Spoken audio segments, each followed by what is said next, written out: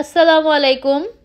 আমি বেড়াতে যাব আজকে নাভিয়াকে নিয়ে, তার জন্য একটু রেডি হয়ে নিচ্ছি।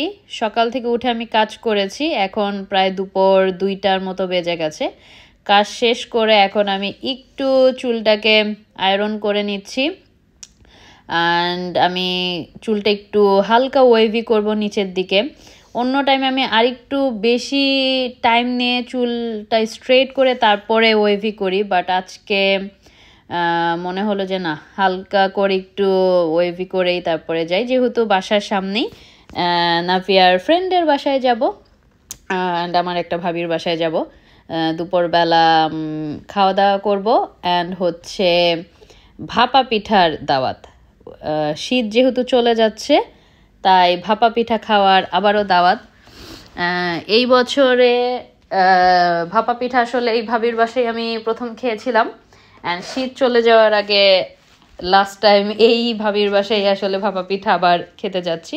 তো এই তো আমি চুল একটু ওয়েভি করে ফেলেছি, নিচের দিকে কার্লি করে ফেলেছি। আমার আসলে নাভিয়া হওয়ার পরে এত বেশি হেয়ার ফল হয়েছে, নিচের দিকে চুল অনেক কমে গেছে। তো যাই হোক, এই তো এখন চলে যাচ্ছি। আমি একটা শার্ট পরে নিয়েছি, কিছুদিন আগে আমি টিকে ম্যাক্স থেকে এই শার্টটা কিনেছিলাম, অ্যান্ড সাথে তো আমার প্লাজো আছেই। আর এই তো এখন ভাবির বাসায় চলে আসলাম, ভাবিদের বাসার লিফটে। আমি আসলে যাব এক ফ্লোরে, চলে গিয়েছিলাম আরেক ফ্লোরে। যাই হোক, তো যাওয়ার পরে আমি খেতে বসে পড়েছি। অনেক কিছু ছিল, পোলাও ছিল, রোস্ট ছিল, তারপর একটা ভাজি ছিল চিংড়ি মাছ দিয়ে, সিবাস ফিশ ছিল, গরুর মাংস ছিল।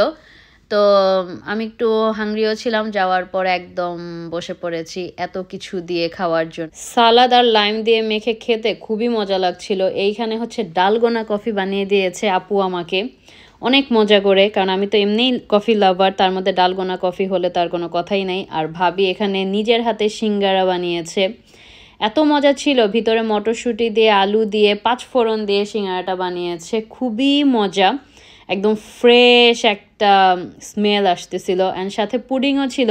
মানে যাওয়ার পর থেকে একের পর এক আমি খালি খাচ্ছিলামই। পুডিংটা এত মজা, সুগারটা এত ব্যালেন্স ছিল, মানে মনেই হচ্ছিল না যে অনেক মিষ্টি জাতীয় কিছু খাচ্ছি, খুবই মজা ছিল। এই তো, যেইটা হচ্ছে মেইন পার্ট, ভাপা পিঠা। শীত চলে যাওয়ার আগে আবারও ভাপা পিঠা খাচ্ছি।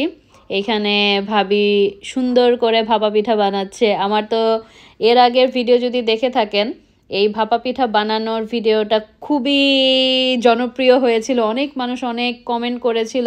অ্যান্ড টিকটকেও এইটার তে আমি দেখেছিলাম যে অনেকেই আমাকে বলছিল যে তারা সেভ করে রেখেছে, এইভাবে তারা বানাবে, স্পেশালি যারা দেশের বাইরে থাকে। ভাপা পিঠা বানানোর প্রপার ইনস্ট্রুমেন্ট আসলে থাকে না, তারা এইভাবে খুব ইজিলি মনে করেন পিঠা বানিয়ে ফেলতে পারে।